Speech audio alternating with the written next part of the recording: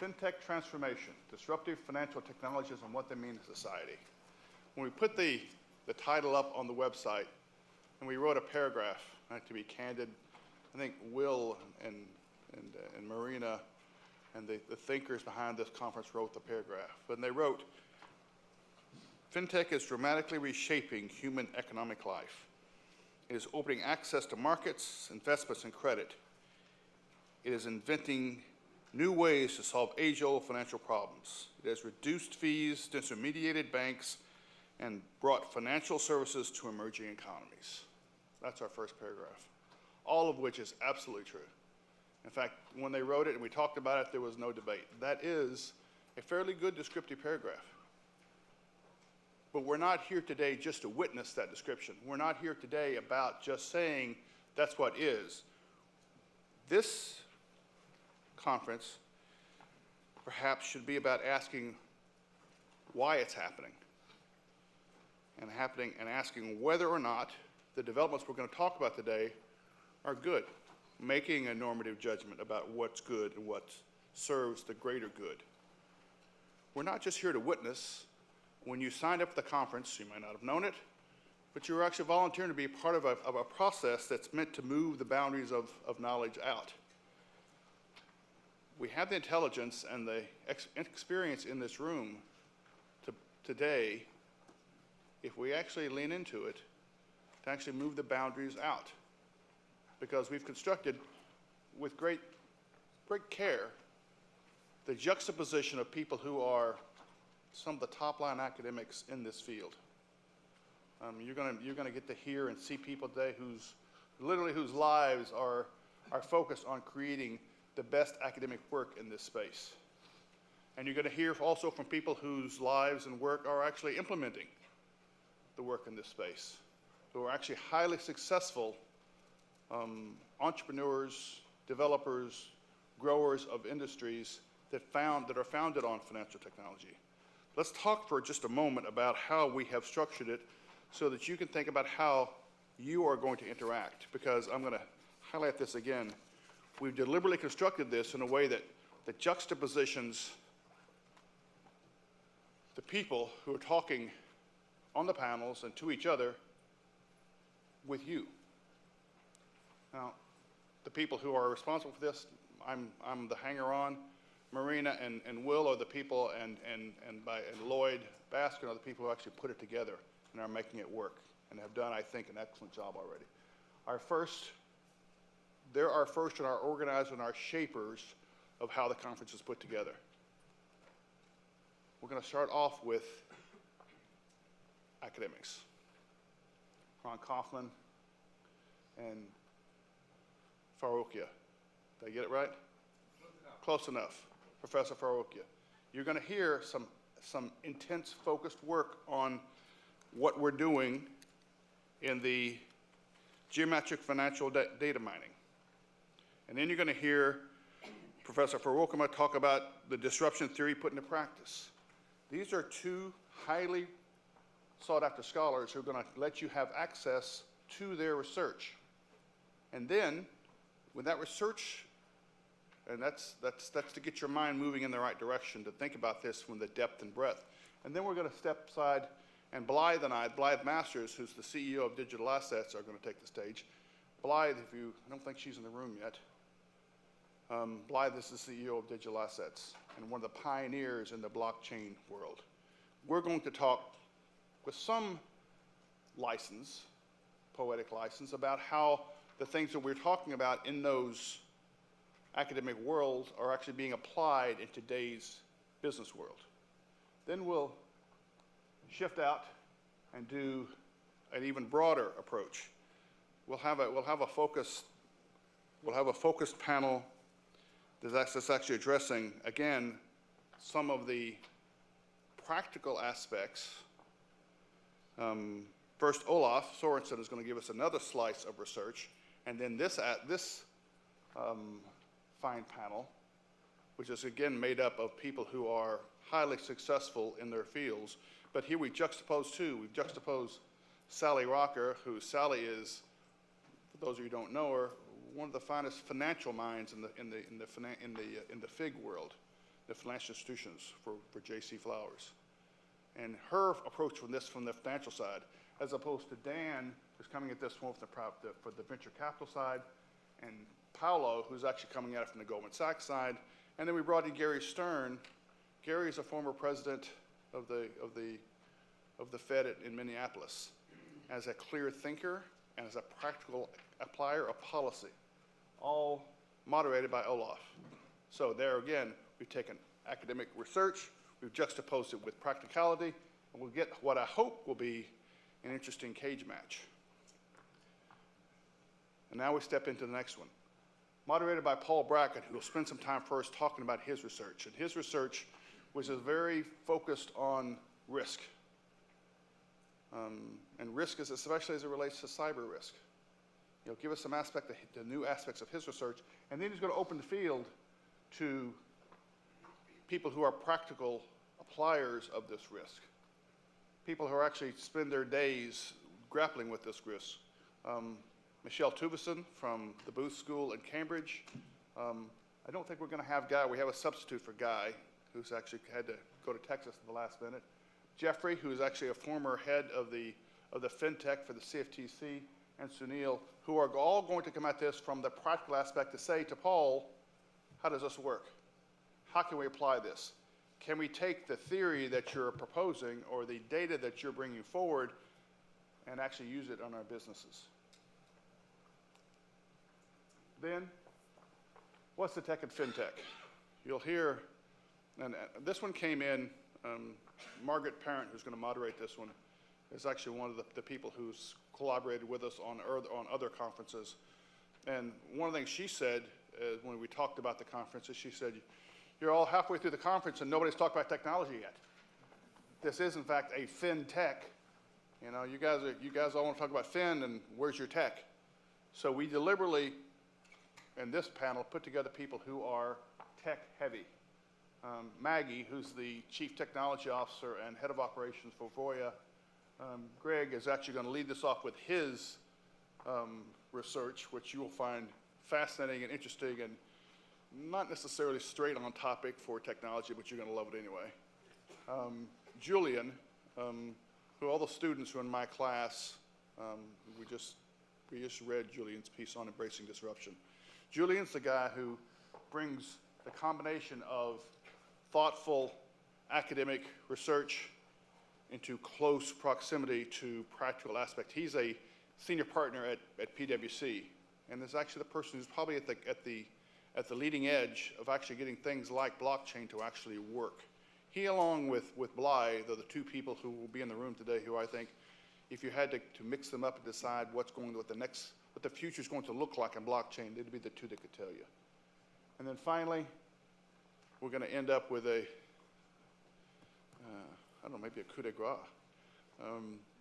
Marina's going to lead the last panel, and it's going to be thinking more broadly about creating a new financial mind. And here we brought in people who are avant-garde thinkers, people who are literally and deliberately thinking outside the box about how financial technology is changing things. And she's going to give them a chance to both interact with each other and interact with you.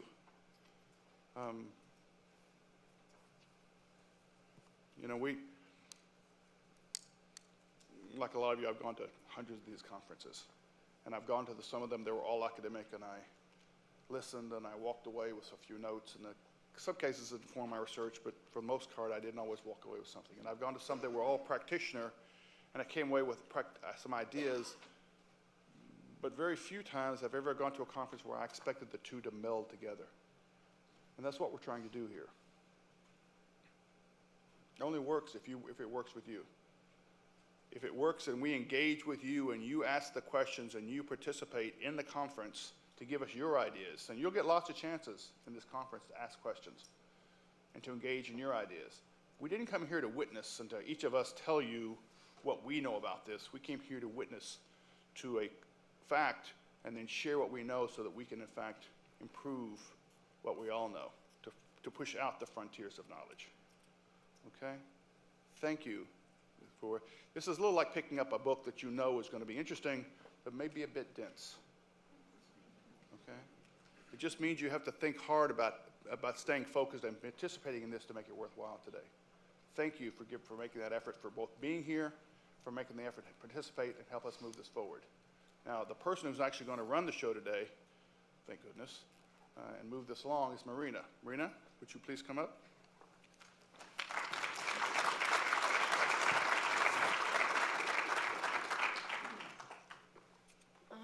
So thank you very much for introduction, Steve, and thank you everybody for coming to our conference and being here early and on time. So today I will be introducing our speakers and also putting their talks and the panel sort of in the context of our overall theme of the conference. So Steve mentioned fintech is finding new ways to solve old age financial problems. One of the new innovations that we have experienced is the unprecedented access to data, and a lot of data. And so Professor Coifman is one of the leading experts on data analytics, and today he will talk to us, as Steve mentioned, on geometric financial data mining. Let me introduce to you Professor Coifman. So Ronald Coifman is a Phillips Professor of Mathematics and Computer Science at Yale University. He's a member of the American Academy of Arts and Sciences, the Connecticut Academy of Sciences and Engineering, and the National Academy of Sciences. Among others, he is the recipient of the 1996 DARPA Sustained Excellence Award and the 1999 National Medal of Science. He's also a co-founder of Theta Ray, which is a cybersecurity and a big data analytics company. So, Ronald, the floor is all yours.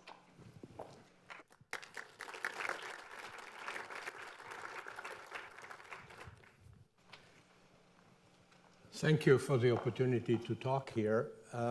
This is an exciting time in the development of our understanding of the world around us. And what I'd like to do is give you some impression of how this might affect everybody's future in some sense.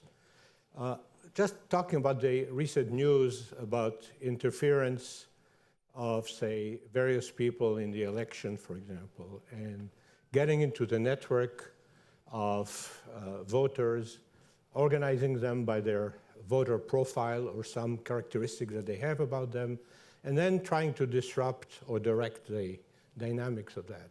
What I'd like to say is that the same thing happens when you look at the markets. The markets themselves form a network, many networks, depending on how you wish to associate, say, companies or assets. And those networks have dynamics that change, and the secret is to understand the underlying latent variables that drive those dynamics. If you could do that, first of all, you have some model of economy. Secondly, you will understand the world a little bit better. But then there is a counterpoint, which is a danger that people can exploit their understanding. So it's really critical that everybody understands what's going on and also understands how to view any sort of disruption and correct it. So the world is really changing. You know, we just heard about, you know, big data and so on, and machine learning of different kinds. It's a big thing. Everybody talks about it. People try to use machine learning for trading or machine learning for finding features in data which are useful for some recognition and so on. The point is, machine learning at this point of time is still at the tabulation stage. So that we have a lot of data and we try to get it organized and tabulate in various places. What we really want, and that's sort of the goal, that's our academic goal at Yale, has been to learn, and not only that, but actually do the science of the data as opposed to the data science, which is just tabulation. So science of the data means that you really want to be able to, based on raw data, build empirical models of describing what's going on. Hopefully they're very predictive, quantitative in nature, and allowing you to basically discover consistency and inconsistency in data. So the main point is this, what is underlined here, which is that can we actually, so if you know, again, this is a mini impressionistic lecture, right? So usually, you know that all of physics and generally physical science is following the Newtonian paradigm, that you have data, you have small perturbations of the data, maybe some quantity like pressure, temperature, or whatever. You have small perturbation, and you write it as a differential equation, and then you can take that small perturbation, and by calculus of different species, you can integrate it out and get a global gestalt of what's going on with a phenomenon of different kind. What is happening now, and I will show you sort of baby examples in a minute, is that you could do that from raw data, not understanding anything, basically, instead of a differential equation, understanding the sort of close relations between the data. For example, you could look at the market and you understand how different groups of stocks, like in a given sector, jointly fluctuate or something. And then you have those little models of the data, and you have, and mathematics have over the last 10, 15 years evolved methods of integrating it out to get a view of the whole configuration space that you're observing. Anybody making such claims would be laughed at unless you had ways of actually proving them where you have the ground truth. You see, if I were to run it on economic data, I would have to have many years maybe to justify my models or not, right? By the way, this has applications everywhere. I mean, where you say you are a big bank with a lot of assets, you want to do a value at risk calculation, you really want to know what regime you're at and what is the different risk, which assets are affected by that regime more than others. And you have to really understand, if you wish, the atmospherics of the market at a given time. So in a way, what I'm suggesting as a program, which we have been doing in effect, is learn how to be like, predict the weather like a farmer used to do, okay? So now we predict the weather, we have equations, we write the equations, we let that, and if we are lucky and we have enough inputs into the equations, we actually can do it. Well, that works for short-range prediction. Long-range predictions don't work that well. So one has to blend them with some empirical methods. If you were a farmer and you had to predict, well, you sort of compare the weather of the last week, the way you have seen it in the past, and you know what the future of the past was, and so you have some idea what might happen. So what I'm really trying to describe is that there is a corresponding mathematics that can do this. You can do it on a computer. You don't have to basically have a lifetime of experience of a farmer. You can just use the data to be able to achieve that. Now, you realize that when you do that, everything changes. You suddenly become a super expert. And your knowledge is a knowledge of sort of everything around you, sort of, and as they interact and work. So here, I'll start with sort of very simple things. This is a project we had 10 years ago or more with Professor Getzmann here. This is one of his students, was taking mutual funds. And the question was, can we organize mutual funds by just reading their reported returns and matching time series of returns? Can we organize the funds in such a way that the affinity between the returns will tell us something about, say, the various Morningstar categories of the funds, and without knowing anything about what they invest in and how the category was actually formed? And the answer is it worked very well. And in fact, you see the arrow points out, so the different colors correspond to different funds. Every point is one fund, and they're sort of grouped together in different groups, automatically, by the way, no human intervention in some sense. But you see that, say, where the arrow points is a red fund, which is in the yellow region. And we found actually quite a few funds which were supposed to be pretty conservative, but they were sort of running with a wild herd, so to speak. And I have this here because I gave a talk a few months ago to the SEC, and I pulled some slides out of that. What can you do in order to detect that something's funny going on maybe with some funds, maybe the reporting is not on time, who knows. So the issue here, so this is done very simply. You basically build a network of funds. You say two funds are very linked to each other if they have very high correlation between them. That gives you a network. You chop small correlation, you ignore. And then you just organize, and this is sort of embedded in 3D. In general, you may have to look at the data in 40 or 50 or 100 parameters, depending how many structures are in there. So this is, we will see a few more pictures like that.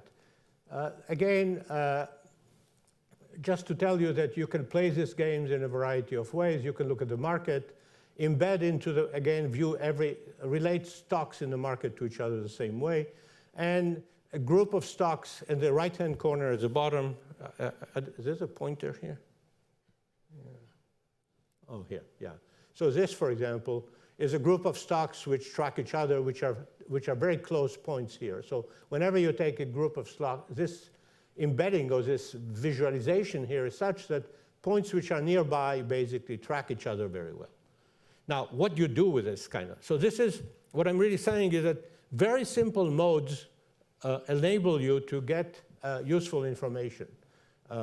And we will see some more example in a minute.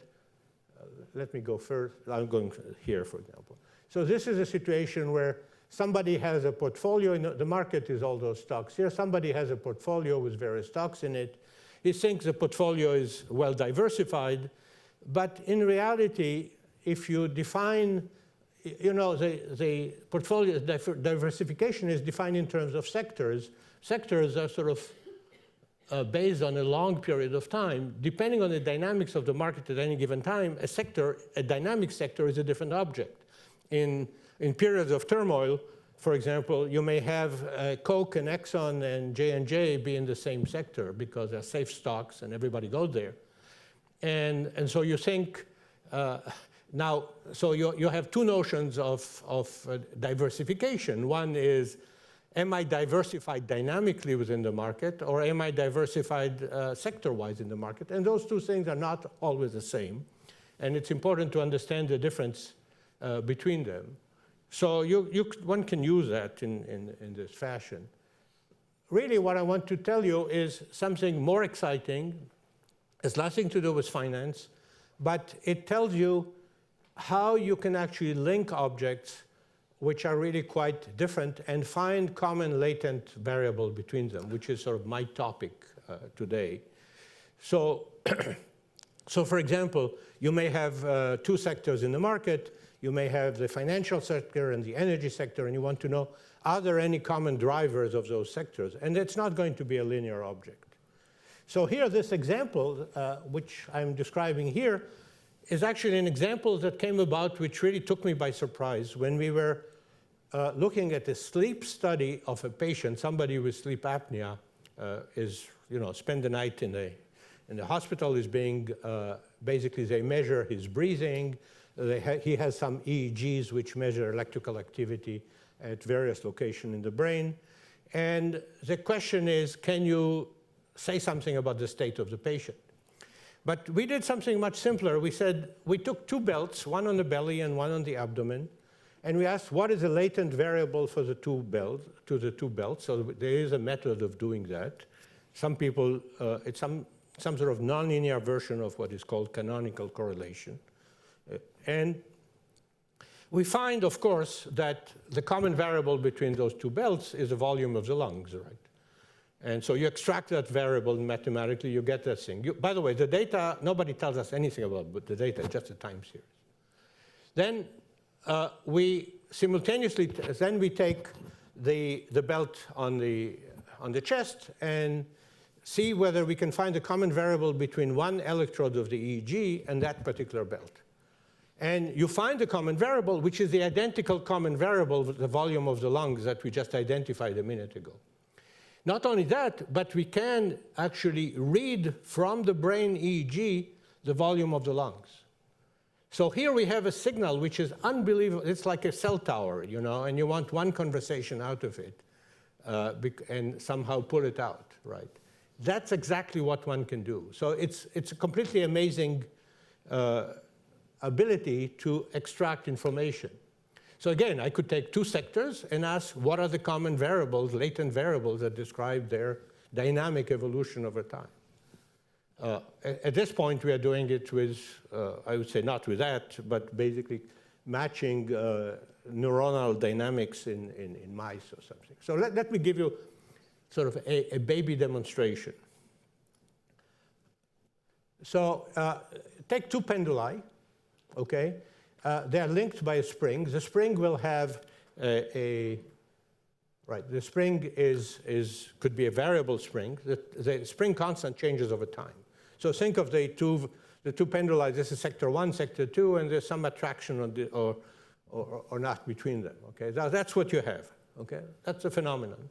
Now we take a video camera, and we image that, and then we take that image and garble the pixels and take only a very small fraction of the pixels. Oops, sorry. So I don't know, is this? Yeah, you see it fluctuates very, very, very little here. So this is basically 100 pixels out of 10,000, randomly picked, and displayed here. Yeah, okay.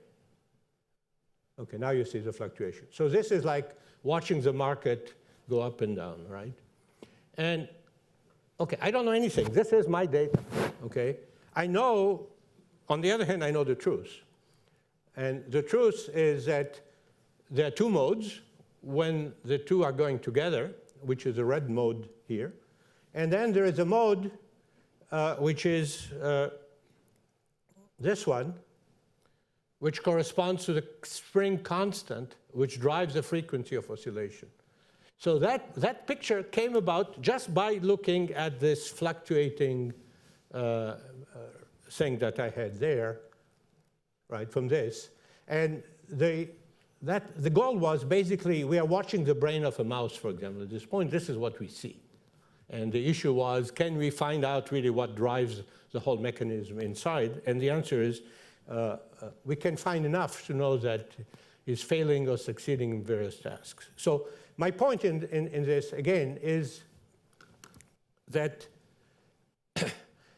technology, at least some sort of mathematical technology, by the way, this is not really the kind of deep learning or machine learning that people do. What is happening here, you have observation, you try to organize them by how they change over time or the time series, and doing that organization, you're quite successful. So here's another example of watching the world and trying to find out its characteristics. So suppose in this particular case, this is work with Krumholtz at the Yale Center of Outcome Research. So we have 1,600 American hospitals, and each hospital is giving us information. So the information is patient questionnaires. Did they like the food? Is it clean? Questions like that. Procedures that the hospital follows. Let's say somebody comes in with heart palpitation, they give him aspirins or something.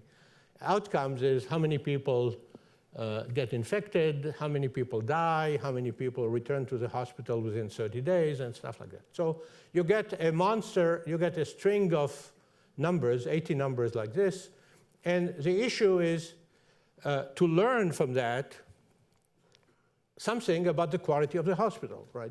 So again, this could be companies, and you have all kinds of characteristics of the company, basically return profiles, fundamentals, whatever, price, yeah, whatever you want to put in there. I mean, size, friendliness, whatever. Now, the point is, when we take this data and try to organize it the way I said, by just correlating and building a network to do that, we fail miserably. It doesn't really work.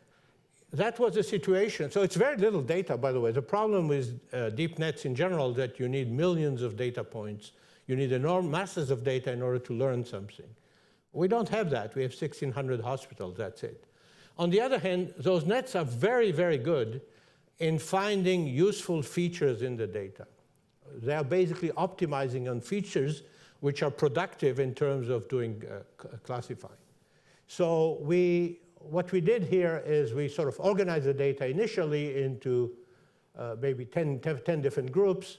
For each group, we picked a representative, and then we used that to define some sort of very rough quality function, which we then learned by a deep net, which allows us to associate to each hospital a cohort. We do this thousands of times to be sure that the cohorts are consistent. And then we get that picture. And the picture is quite nice in many ways. So here I picked Yale as a center, and then some other hospital which compared to Yale. You see their profile is sort of similar, but you see that this one, this particular response of that, the green hospital here, is completely off.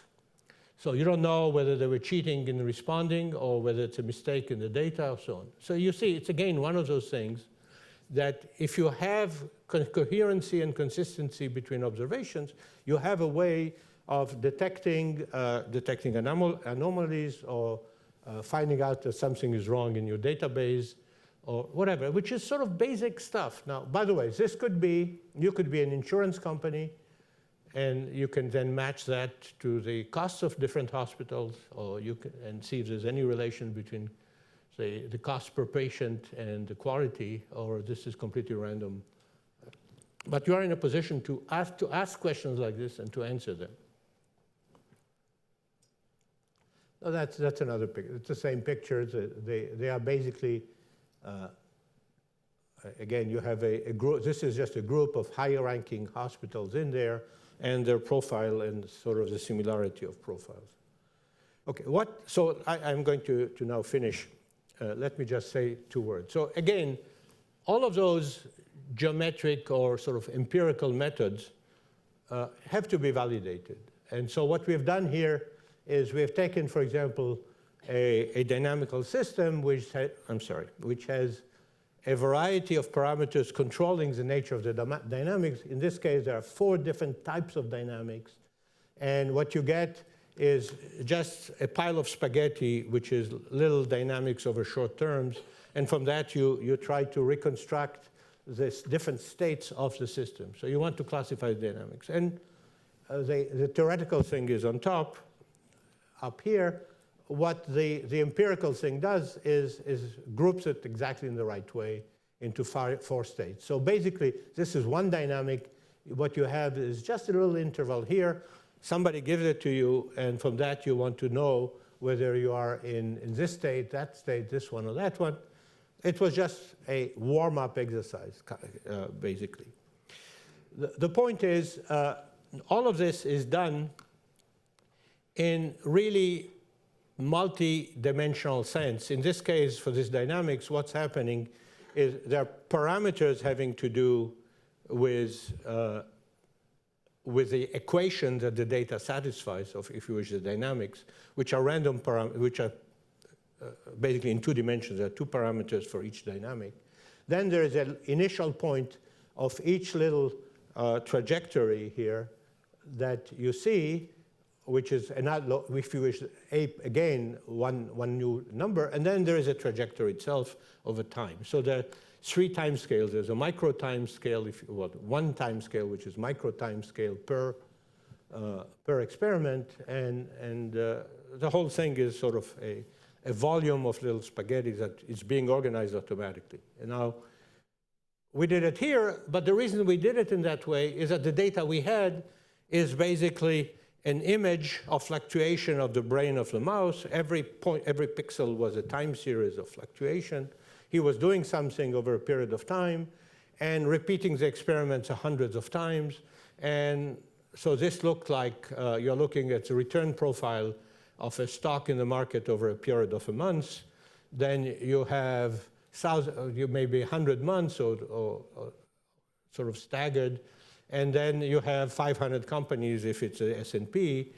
And now you want to organize the whole thing, understand both the internal dynamics of the market, organize the dynamic of the markets, organize the internal affinities between stocks, which depend on time, and then hopefully, if you want to, use it as some sort of guide for trading.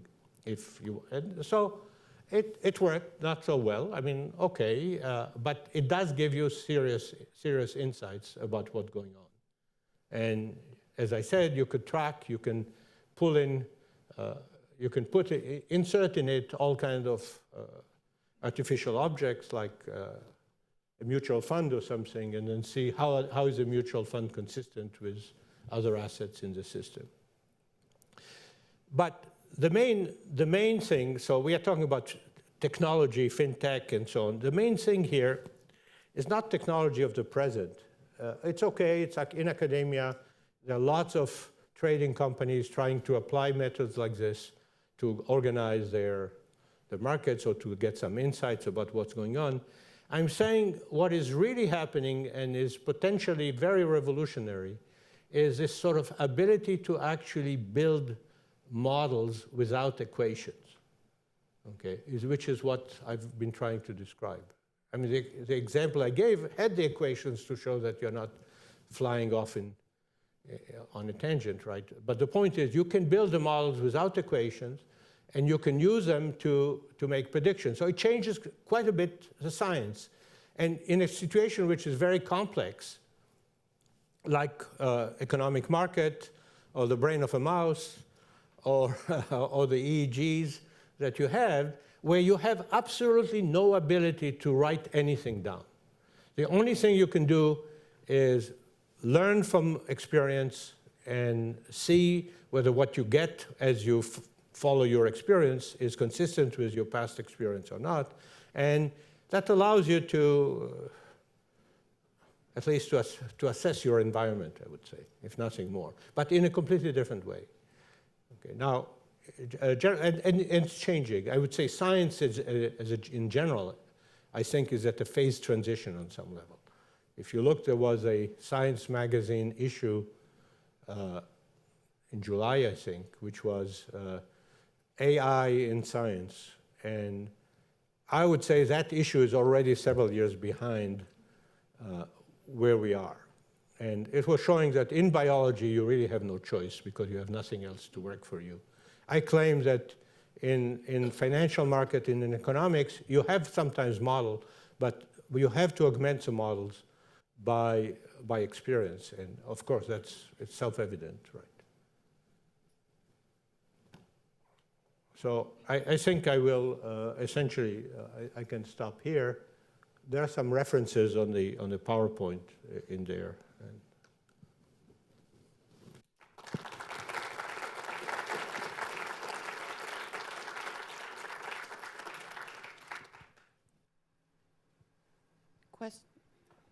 Questions?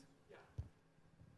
Could you comment on the software that you use? Is this proprietary? Is it available in the marketplace? It's not available in the marketplace. I would say it's not proprietary either. There are papers that describe it, so they're very easy to do. And we have this. We can provide you some of the software if you want to fool around with it. Sure.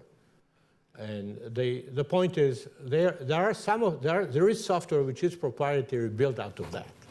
Okay, so for example, one of the things that was built out is a system for an investor to monitor his own portfolio as it is situated in the market. Like what I was showing you, the diversification of a portfolio before.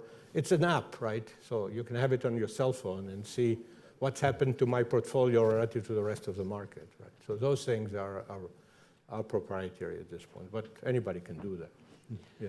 Please wait till the microphone comes to you. This conference is being recorded, and so it will not be your questions will not be heard.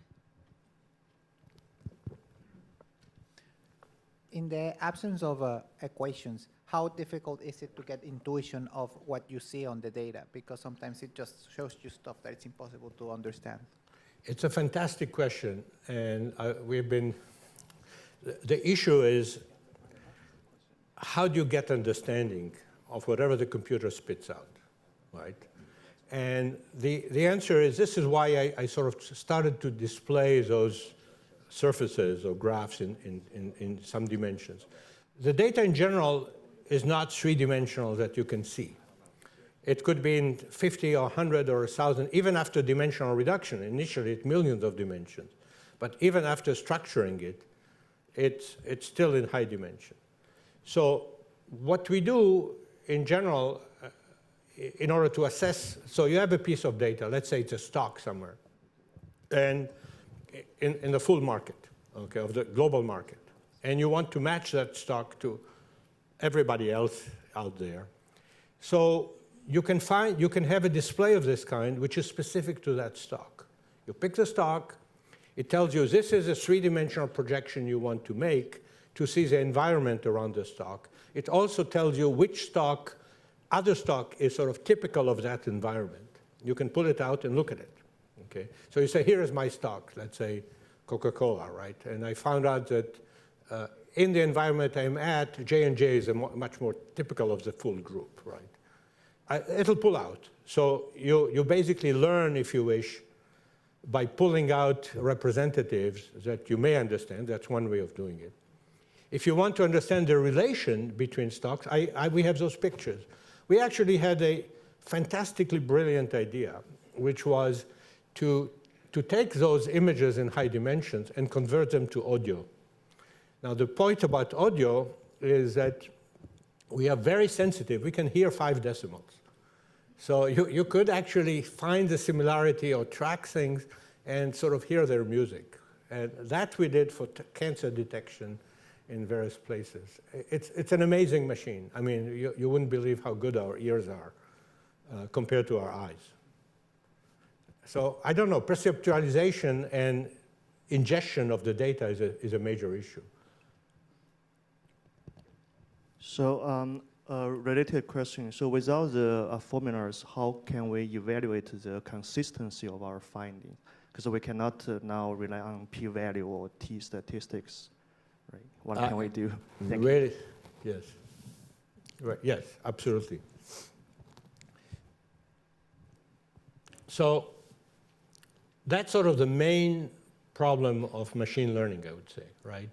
That deep nets and various others have no error bars attached to them. In the description I gave here, you do have error bars in the sense that you basically have sort of local statistical models of the data. Let's say when I displayed the hospital graph out there, what we can have is, so for each, really the display is done the following way. For each hospital, you define a cohort of, say, 20 or 30 most similar hospitals in the group, which you do by multiple cross-validations. Once you have that, you define locally for a hospital as a statistical model of fluctuations. Okay, so the display that you had was based on the individual statistical models of fluctuations of each hospital by itself, integrated into one big picture. Okay. So it's like a multi-Gaussian model, but optimized and integrated into one big picture. So you have, if you wish, the local description is a local Gaussian. And then we patch them all together into a manifold. In that case, it's a manifold. In general, it could look like my hand, right? Thank you. We're out of time.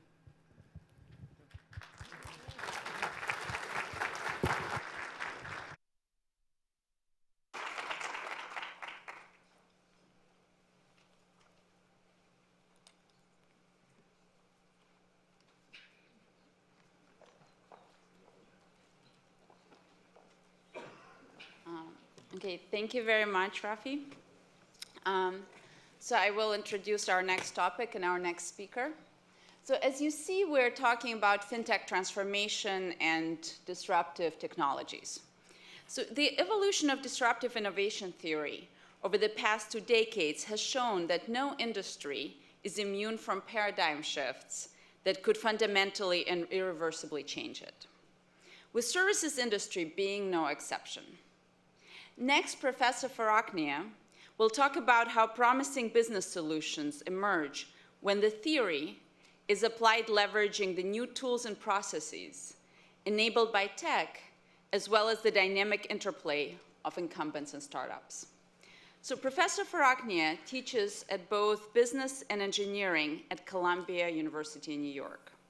He's also the founder and executive director of Columbia's program on advanced projects and applied research in fintech. He inhibits the intersection of academia and practice, which is very rare, and focuses on the theory and implementation of methodologies for ideation, prototyping, and execution of inventive business solutions in financial services, tech, and beyond. And we're very excited to have him here. Thank you. Thank you. Good morning. Thank you, Marina. Good morning, everyone. And thanks for the water. At this time of the hour, I actually prefer my water completely frozen and surrounded by whiskey, but I don't think you can accommodate that here.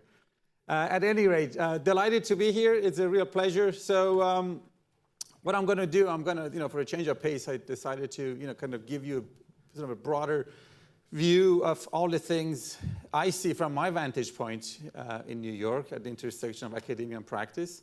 And hopefully we'll have an interactive discussion. If you have any questions, feel free to raise your hands. I'll be happy to entertain them throughout or definitely at the end. So as Marina mentioned, I strive to inhabit the intersection of academia and practice. I do believe that the future of business in general requires you to do that. Long gone are the days you could come to school, get an education in whatever, and that education would be good to carry you throughout your entire career. Now what we teach you is just good enough to get you a foot in the door. And you continuously need to learn new things and stay up to date. So in essence, you have to obviously continue to be good at financial engineering and financial literacy and everything that comes when it comes to corporate data and analytics skills. But you also need to have this inventive, design-oriented, lateral thinking mindset. Marry those two and add a healthy dose of execution capabilities. You're not just about big ideas, but ideas you can bring to reality given the constraints of whatever framework you're in. And no matter who you are, we're always confronted with constraints, whether in startup, in academia, in practice. I can always use a bigger research budget, and I can always use more money to hire more people, but I don't have that. So hence the creativity, how can I hack through those problems? Now, you look at what's happening out in the real world, you realize that, yes, change is never comfortable. Inertia is very cool, and you don't have to do anything. But unfortunately, if you don't change, you're bound to become extinct. Just one anecdote, I was looking at revenue numbers for BlackBerry. It's amazing that they had gone from a height of almost $20 billion to about 1.3 this year. And that happened in a span of only 6 years. But the more interesting part is that the year in which they achieved their highest revenue was actually 2011, which is 4 years after the introduction of iPhone. So it's very comfortable not to kind of dismiss new things that come your way. The old adage, there's a quote from Hemingway I'm really fond of saying in these settings. And in his book, The Sun Also Rises, he was, a character asks from the other, how do you go bankrupt? And the response is, well, slowly at first and all of a sudden. Same happens in disruptive innovation. If you think about it, when the iPhone came out, Steve Ballmer at Microsoft was quite dismissive of it. Same holds true for BlackBerry, and the rest is history. And when you look at the disruptive innovation theory as put forward by Clay Christensen at Harvard Business School, you realize that the old adage that the reasons these firms fail is not that because you're stupid, because they're actually really smart. They are beholden to the old ways of doing business, extracting economic strengths from existing business lines and kind of resisting and dismissing change. And I don't blame them. I mean, meeting someone like Steve Ballmer, and you see the videos and how the things he did at Microsoft in big gatherings, and his being who he is and super energetic, you feel like, this guy doesn't get it. But when you meet him, he's actually quite cerebral person. So in my humble belief, and if you look at research and look at application of business practices and strategy, I like to think of business, just like chess. In a game of chess, you make a move, your opponent makes another move, and you have to respond. Now, as you're thinking about what your response should be, well, you're thinking about different moves. And for each of those moves, he can make a multitude of other moves, and so on and so forth. So as you're thinking ahead, obviously after 5 or 6 moves, the possibility and the probability of all the moves are just beyond human comprehension. So what we do and what we train computers to do is literally build decision trees. So you start building decision trees that, okay, 3 possible moves, each of those 5 more, and each of those 6 more, and so on and so forth. But in order to make it actionable, you have to start pruning the trees or those branches that you don't believe are going to happen. That sounds all great, but what if you prune wrong? So in business, you're pretty much playing chess, but blindfolded, playing with multiple opponents, and sometimes brand new opponents that come in, and sometimes the rule might change in the middle of a game. So you can imagine the complexity. So if you're a startup entrepreneur, or if you're in corporate strategy, you have a big corporation, so you have to pay attention to where people are doing their pruning. Maybe an opportunity will rise from there. Now, in financial services, big incumbent companies have always been able to hide behind regulation and the fact that they have this kind of a network effect. And by definition, in my humble opinion, they were never forced to collaborate. Everyone talks about collaboration, and the fact is very important. And the reality that, yes, big companies are very good at distribution, not so much at innovation, whereas startups are really good at opposite. They innovate, they just need scale. So you figure, oh, this is a perfect complement. But the world doesn't work like that. I'm actually of a belief that what we've seen over the past 10 years after the 2007, 2008 financial crisis kind of prove that perhaps the good days of financial services world are over. At the fact that for 30 plus years, they enjoyed a period of unprecedented growth and prosperity, especially in terms of compensation and the number of people who were able to take advantage of those compensations. Perhaps those days are over. We are in a new paradigm shift, and that's actually a good thing because it's forcing the big companies to come to the table and actually talk. Prior to this event, we used to, get asked by big companies to go and present, and it was amazing. You talk to all the senior leaders, and like, oh, this is a phenomenal thing about your new research or new technology. Could you come next week, talk to some other teams, and you feel excited. Oh, great, I'm actually buying into this. But it turns out that they just love to talk to startups, and they love to, take the meetings without taking any action. I see a change, and that's a good thing, although still the sales cycles in financial services are still long. So if you're an entrepreneur, keep at it. Good things will happen, hopefully.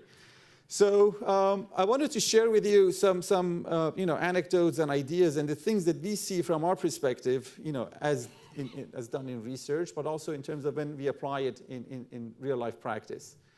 So I mentioned this notion of strategy and the pruning and so on and so forth. The other element I wanted to talk about is the nature of the companies that you as an entrepreneur want to attack, or if you're an enterprise, a big company would like to innovate within. It turns out that the big determinant of success or failure, it's how this company is structured in terms of, is it being, all the business groups, are they modular or are they interdependent? Google is a good example of a company that's highly modular. Yes, you have the leadership, but the groups collaborate and cooperate internally, but they can run at any speed that they want. And the company is very good at allowing experimentation. But if a company has all its pieces highly intertwined and integrated and they operate together, then by definition, as an organization, you're moving at the speed of the slowest piece. And that's typically not a good thing. So that's why I get to interact with entrepreneurs or students who are like, oh, professor, I'm so entrepreneurial. I really like to innovate, but my company moves so slowly. I'm like, well, perhaps you should change the company or look for other groups that might move a bit faster.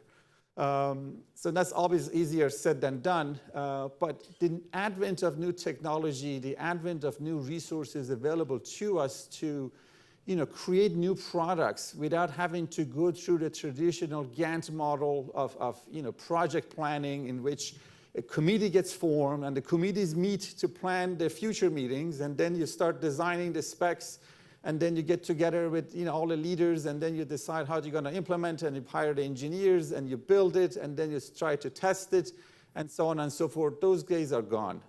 Those, time and again, we have shown that those methodologies that have worked in the prior, 20th century, in the prior industries in which we are making physical things, don't apply to industries in which we are making digital things.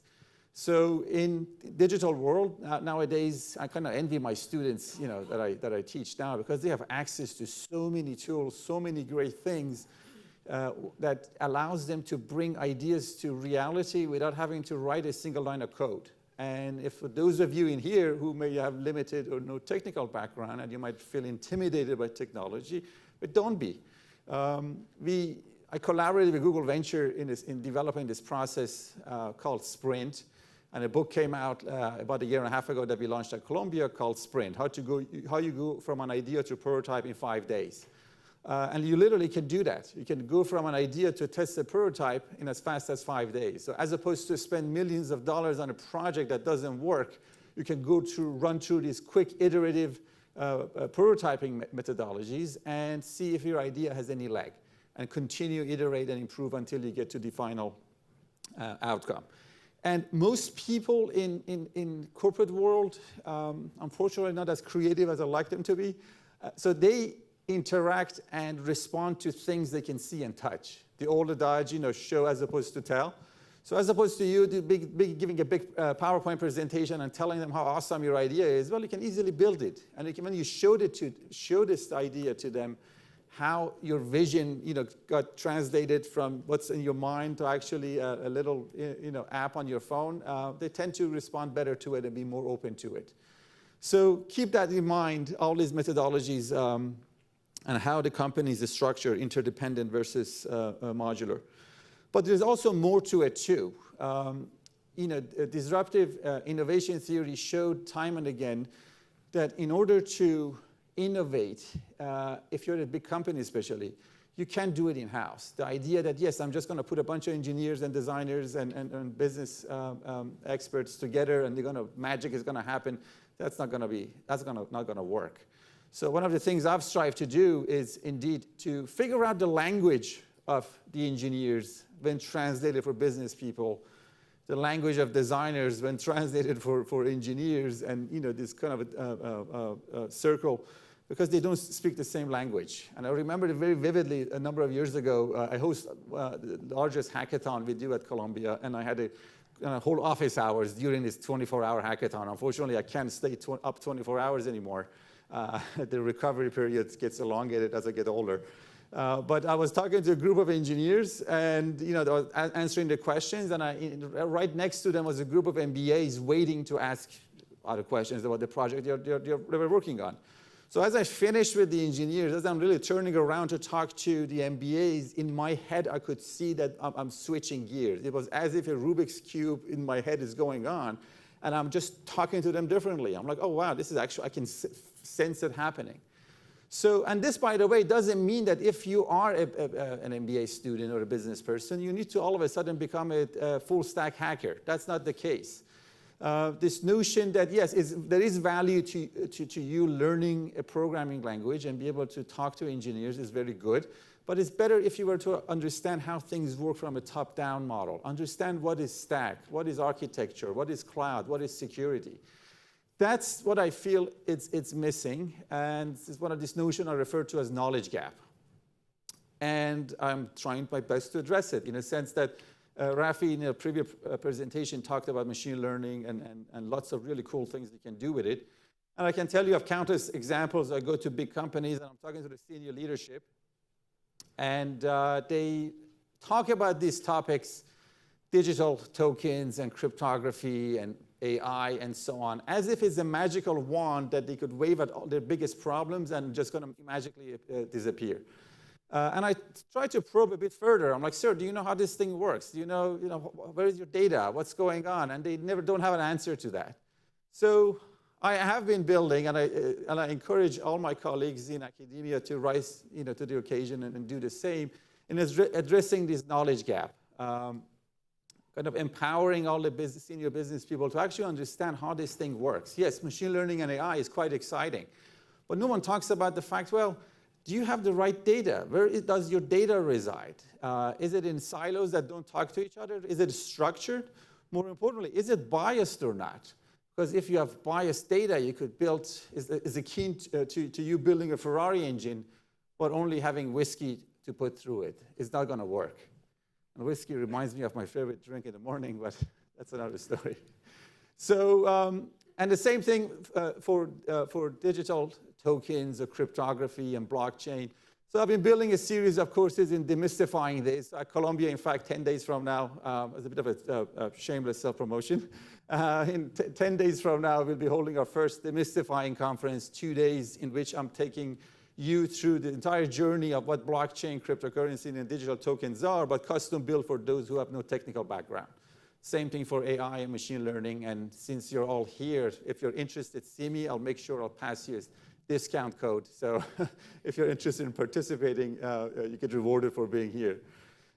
So the other thing is it's the notion of corporate culture and how this relates to teams. I am of a belief that every company has a culture. And if this culture doesn't get dictated from the top down, it's typically another culture will form. And most of the time doesn't look good. And people were kind of dismissive of culture. People in general are dismissive of things that they cannot measure and they're not tangible, especially innovation. Oh, if I can measure it, it doesn't count. Well, many of the good things that have come about in both research and in practice are hard to quantify at first. So there is value to both. So same thing goes for culture, because it has a direct impact on teams. So we get asked to go to a lot of these companies and help them out and do whatever they ask us to do. And the same way they do due diligence on us, we do due diligence on them. We go around and observe. Because believe it or not, you get a lot of value purely from observing. And if you're not of a belief, I can give you countless research projects in which people tell you one thing, but the outcome of what they do is exactly opposite. So one famous research in which people were brought in, were asked, is it important that you wash your hands after using the bathroom? 100% of respondents, absolutely, you have to wash. And then they said, okay, great, so wait for the second part of the research. They put them outside, have lots of interesting drinks and feed them drinks, and they have to use the bathroom, and they can measure if someone went to the bathroom, use the soap dispenser, and open the water faucet. Well, the outcome was not as 100% at all. So the lesson is please wash your hands. So observation is very important. So we go and observe and we realize they just want us to come to their company and do the things they want us to do purely because they're interested in window dressing, i.e. be able to put a press release, oh, we brought these good guys from this university and they did this. But there's no heft behind it. There is no reason they would want to continue this. I mean, say, well, sorry, our time is precious. We have an opportunity cost too. We like to see the things that we develop come to fruition. And in terms of teams and team dynamics, I am of a belief that multidisciplinary teams work the best. Google has done a lot of research in this area, and I'm always fascinated by companies in which they have to innovate notwithstanding constraints. So one of my latest projects was to do a deep dive into how Google, NASA, Jet Propulsion Lab at NASA, US Navy SEALs, and Liverpool Football Club go about creating, managing, and giving the right incentives to the teams, because each of them are confronted with certain constraints they can't change. And see if I can apply them in our own little lab and all the startups that we work on, all the companies that we try to spin off. Now, in terms of team dynamics, early in my career, I was asked to work on a mission-critical project with a series of individuals that I hadn't met before, just all new. And it was an interesting experience. Didn't work out so well, but it kind of helped me understand why Batman operates alone. You realize how not having a common language and a common goal could be detrimental. And again, the importance of figuring out how you could hack this system and come up with a framework that encourages everyone to contribute and be safe in terms of failure inside the team. And in fact, again, speaking of failure, a lot of companies do not tolerate failure well. And that's obviously a big problem, because unless you, you experiment, you never know what you're going to hit, and there is always a chance of failure. So tolerance for failure is also another big component in companies that we have seen successful, and also in terms of those who have been able to apply disruptive innovation theories and put them into practice the correct way. And for some time, as you look at the evolution of disruptive innovation theory, the thought was that maybe there are certain industries that are either immune to being disrupted or incredibly difficult to disrupt them. Case in point, hotel business. If you wanted to compete, you had to buy a big property or buy a big piece of land and spend a ton of money building one and building your brand and market it and so on and so forth. And all of a sudden, Airbnb comes along and disrupts the industry. Since you're at such a historic institution, even higher education is being disrupted. Now, how long that's going to take, yet to be seen, but obviously there are forces coming into play. So apparently no one is immune, and obviously if you're in financial services, you're no exception. So the application of all these methods that I'm sharing with you, and all these processes, the notion about culture, teams, and so on, it's not easy to do, but unless you try, you will never know. And very lastly, I'll leave you this final thought, and that is, in our thinking and conversations with a lot of entities that do innovation well, everything that I've done research in terms of Y Combinator, IBM's fellow program, MIT Media Lab, Jet Propulsion Lab, Institute for Advanced Study at Princeton. I'm always interested in what is it that they do really well that enables them to innovate in whatever field you're in. And it turns out that the lesson is that, and look, also the same thing goes for companies, Google's of the world, and Amazon, and Facebook, and so on. And the lesson apparently is that at the end of the day, too many institutions put too much emphasis on truly revolutionary ideas. You have to do both. Those are too rare to happen, i.e. you have to focus on improving existing processes, and also at the same token, think of what can we do to truly innovate and disrupt. In our FinTech program at Columbia, we focus on both. I call them 0 to 1 solutions, i.e. we work on part of our time on ideas that didn't exist before, or projects that did not exist before, and all of a sudden we come to fruition. And we also work on what I call 1 to 10 projects, things that are at least an order of magnitude improvement on existing processes and methodologies. And how you balance those two is highly dynamic. We spend time on both, and sometimes we hit on something really interesting, so we kind of ramp down on our 1 to 10, and we focus on 0 to 1, and vice versa. So with that, I hope I was able to give you some points to think about. And obviously, I'll be delighted to interact with you throughout the conference. And if you have any questions, I would be happy to do so right now. Thank you. Thank you. Please. So as an SOM alum, I have to ask you a process question. Sure. When you're dealing with teams, almost by definition, you want very different personality types, right? You want the absolute positive thinker, only the good outcomes. And you probably want somebody who's thinking about, well, either what are what's the tail risk that could totally swamp our outcome or our success. So I'm just interested in how you mediate kind of the green light, red light, thinking within a team. Got it. Great question. So one of the companies that, in my opinion, has done a really good job in capturing data in terms of hiring, performance, and so on for their employees is Google. And they did it from day one, partly because if you're an engineering-focused company, engineers tend to do things that you can quantify. I mean, how do you quantify good design versus bad versus an output of an engineer?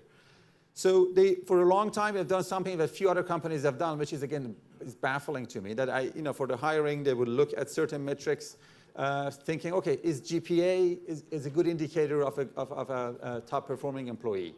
Or how about SAT scores? How about interviews when they ask some esoteric mathematical questions and so on? And they would keep measuring this post-hiring, And they realized, oh no, grades didn't correlate much, or GPA doesn't correlate much. And also, they are very good at recognizing patterns. So in-house, they also kept tab on teams. And they realized, how is it possible that we have teams of A+ engineers that are actually underperforming a group of B- engineers? How could this be? So they spent literally 3 years researching this, and they came up with the 5 rules, which I'll be happy to talk to you afterwards. But rule number 1 was, what they call psychological safety. That no matter what kind of a diverse team do you have in-house, you need to create an environment in which people feel safe to work in and safe to fail. And that as opposed to have one eye toward the goal and one eye toward your back, so to make sure no one stabs you in the back with a knife, you're all focused on the goal. So diversity, in my opinion, does indeed lead to much better ideas coming through the team. And how but the mix doesn't matter. The notion of having more positive type mindsets versus those who are looking at all the things that can go wrong is a good thing. But as long as you have the psychological safety factor in, that would be good. And then I can talk about the other 4 as well. Just takes a little bit longer. Thank you. Other questions, please. There's one particular team structure that has predated the modern society that I haven't seen much work on, which is the marriage of a man and woman. There are no team members that can be age different, and there are successful marriages and there are not successful marriages. And I'm just wondering if the idea of diversity, compatibility, the willingness to have a common goal, all of that can be viewed as the ingredient of success, if you will, as opposed to just some of the dynamics that you may get out of by just studying, let's say, a group of engineers, for example. When people are so alike and relatively almost similar, there's really no value added by being different. And people have the incentive of trying to comply as opposed to somehow belonging to the team, but at the same time, going one step ahead of the team and pulling the team with it. Yeah. So, I'm not a marriage counselor, to be honest. On the marriage issue, I won't have much to add. A colleague of mine was telling me that this is interesting about marriage, that about 50% of it fails, and we still do it. Could you imagine us buying a product from a company in which 50% of the products fail all the time? So on the marriage front, unfortunately, I won't be able to give you an answer. Apparently there are no rules. You see different couples and similar couples, succeed and fail at the same time. But in general, the notion of team performance is a very interesting dynamic field, because whenever you introduce humans into anything, we behave either rationally, irrationally, or also irrationally. So remember, the absence of rationality doesn't mean irrational. And Richard Thaler at Chicago, who just won a Nobel Prize in economics, obviously is an expert in the field. But and just leave you with one thought on teams. Failure actually can be prevented to some extent, I would say to a large extent. So in my engineering class, I teach both schools, engineering and business. In my engineering class, in which now I admit MBAs, we run through an actual full-day lecture on failure. I use examples from NASA. I use examples from airplane crashes. How is it possible that a team of highly trained pilots whose lives on the line too end up making mistakes in which planes crash? We look at a lot of different types of failures, and to some extent it actually can be prevented. You can train a team. I wouldn't say prevent it. You can reduce the probability a lot more, but if you train the team right off the bat. And I'll give you just one quick example just for you to know. So one thing that we do, and research has proved it, and Google does it at Google X, is that they do, as opposed to post-mortem, they do pre-mortem. So my team, I ask them, my engineering team, all my classes are project-based, so they have to work on a real project with a real company, a real deliverable. So early on into the project, I ask them, all right, you team, you just got to know each other, sit down and write me all the reasons why you think your project will fail. and I keep track of it. It's amazing how much correlation there is between what they thought they would, why they would fail and the reason they failed, and how you could kind of hack that model and prevent it from happening. All right, I think my time is up. I have 10 more seconds, but that's okay. Anyway, at any rate, I really thank you for your time and attention. I'll be throughout the conference. If I could, answer any other questions you may have, I'll be delighted to do so. Thank you so very much. Thank you so very much.